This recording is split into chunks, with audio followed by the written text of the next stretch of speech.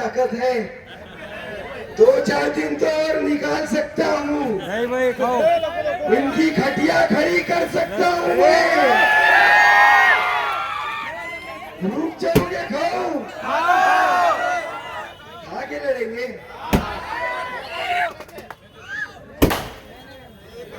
अरे गिरो। हम तुम्हारे साथ हैं, हम तुम्हारे साथ हैं।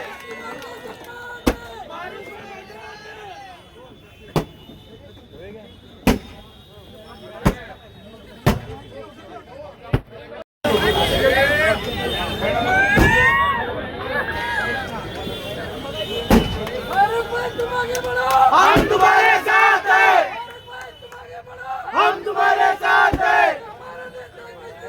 फारूक भाई जैसा हो, फारूक भाई जैसा हो। फारूक भाई मैदान में, फारूक भाई मैदान में। अल्लाह अकबर, अल्लाह अकबर। मुस्लिम बांधवांच्या विविध मागण्यासाठी गेल्या 4 दिवसापासून अन्नदान आंदोलनाला बसलेले आमचे परमस्नेही फारुख शाब्दीजी, ते आमच्या वडिलांचे मित्र आहेत. ते आमच्या घरोबा आहे शाब्दी घराणा, मित्र घराणा. आमच्या वडिलांचे खास मित्र मानी फजल शेठ शाब्दीजी, मानी अमोल बापू, उपस्थित सर्व आमचे काजी मौलानाजी, अपने अल्पसंख्याक सेल के बुरहान साहेब, आमचे माजी महापौर हरिभाई, उपस्थित सर्व मौलवीजी, उपस्थित सर्व फारुख शाब्दीबाईंना पाठिंबा देण्यासाठी उपस्थित असलेले त्यांचे सर्व सहकारी, शाब्दी फाउंडेशनचे सर्व सन्माननीय पदाधिकारी, मोठ्या संख्येने उपस्थित असलेले मान्यवर बंधूंनो आणि आमचे पत्रकार मित्र. मी विचार करत होतो, मला कळल्यावर फारुख भाई कसं का उपोषणाला बसले. आम्हाला माहित होतं नेहमी उपोषण कोण करणार, आमच्यासारखे फाटके तोडके लोक उपोषण करतात. एवढं सगळं गडगंज असताना, घराण्याचं एवढं ऐश्वर्य असताना हे बाबा उपोषणाला का बसला.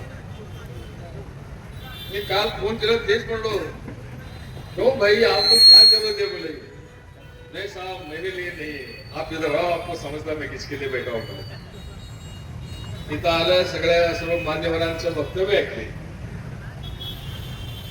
निश्चितपणे असं म्हणलं तर ते वावगं ठरणार नाही, कारण प्रत्येक माणूस जन्माला आल्यानंतर 3 प्रकारचा ऋण घेऊन येतो. एक कुटुंबाचा ऋण, एक समाजाचा ऋण आणि एक देशाचा ऋण.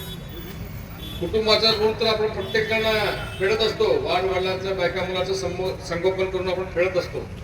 पण समाज ऋण फेडण्याची संधी काही लोकांना मिळते आणि ती संधी आज शाब्दी फारुख भाईला मिळाली.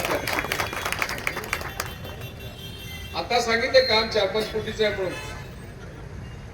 एवढं कुठेतरी खर्च करतं आमचं फारुख भाई. पण प्रत्येक गोष्ट स्वतःच्या खिशातले किती करणार. आता त्यांचे फाउंडेशनचे फार केले त्यांनी. त्यांचं बघतो रमजान मध्ये, अक्कलकोट, सोलापूर शहरामध्ये प्रत्येक मुस्लिमच्या घराघरात ते सगळे दान बनवतात. म्हणजे एवढं समाजाप्रती प्रेम असलेला माणूस आणि तसल्या माणसाला उपोषण करण्याची वेळ यावं हे दुर्दैवी राजकारण म्हणायला पाहिजे. असं नसतं ते. आता मगाशी काजी साहेबांनी सांगितलं, मौलाना साहेबांनी सांगितलं की बाबा हे जे आपलं हिंदुस्थान की भूमी आहे, सुख संतोष की भूमी आहे, तिथं भाईचारा आहे, बंधुत्व आहे, प्रेमत्व आहे, एकात्मता आहे. आणि आपल्या सोलापूर शहरामध्ये, या देशामध्ये जेवढं जाती धर्माचे लोक आहेत, त्या देशामध्ये जेवढं जाती धर्माचे लोक आहेत तेवढं सगळे समाज जातीचे लोक इथं सोलापूर शहरात असतात. गुण्या गोविंदाने राहतात, प्रेमाने राहतात, आग्रहामध्ये एकमेकांना बंधुत्व भावनाने राहतात.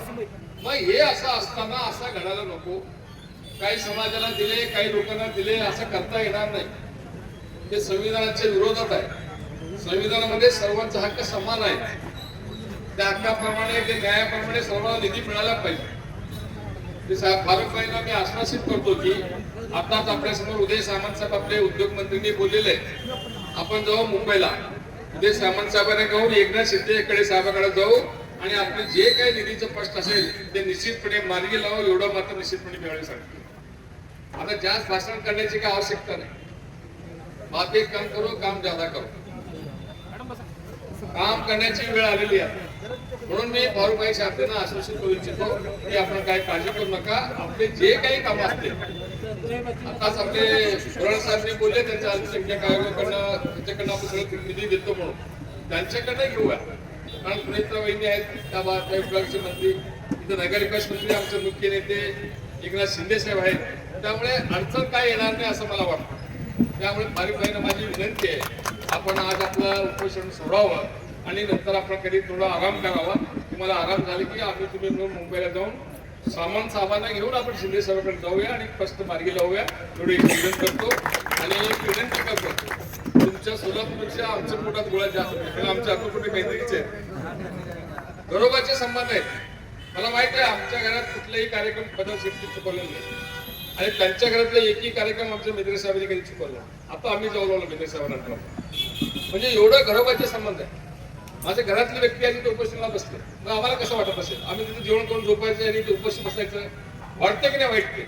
म्हणून असला प्रसंग भविष्यात कधी येणार नाही ह्या दृष्टीकोनातून आपण कामं करूया, सगळे मिळून करूया. जे कोणी असतील ते त्यांनी सांगितलं, आता काजी साहेबांनी सांगितलं शहराच्या विकासासाठी, सर्व धर्मियांच्या विकासासाठी, सर्व जाती धर्माच्या विकासासाठी एवढं आपण एकत्रित भावनेने आलो. असं दुजाभाव कोणी करू नये. कारण माहिती आहे आपल्याला, असं जर होत असलं तर कसलं काय घडू शकतं हे देशाच्या राजधानीत आपण 2 दिवसापूर्वी बघितलं. हे असं होऊ नये, असं चालत नाही. असं राज चालत नाही. चर्चा, पर्याय, संवाद मधनं सगळं प्रश्न सुटत असतात.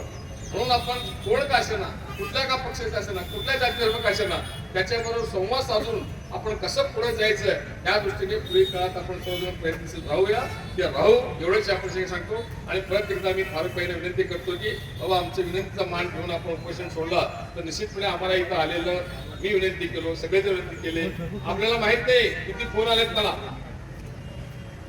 मी म्हणलं का म्हणते, नाही नाही नाही साहेब फारुकभाई सोडायला द्या नाही. म्हणलं मी येतो म्हणून, माझा भाऊ आहे, मी येतो म्हणलं. निश्चितपणे माझ्यापेक्षा लहान आहेत ते, निश्चितपणे माझी ऍक्टिव्ह, मला काय अडचण नाही. म्हणून आज येऊन मी इथंपर्यंत येऊन तुम्हाला मी म्हणावं, अमोल बापू म्हणावं, सगळे मिळून आम्ही तुम्ही जाऊया, काम करूया. जे काय असेल ते तुमच्या मागण्या आम्ही मान्य करायला लावूया, एवढंच आपण सांगतो. आणि आता आपण कृपया उपोषण सोडावं असं विनंती करतो. धन्यवाद. जय महाराष्ट्र.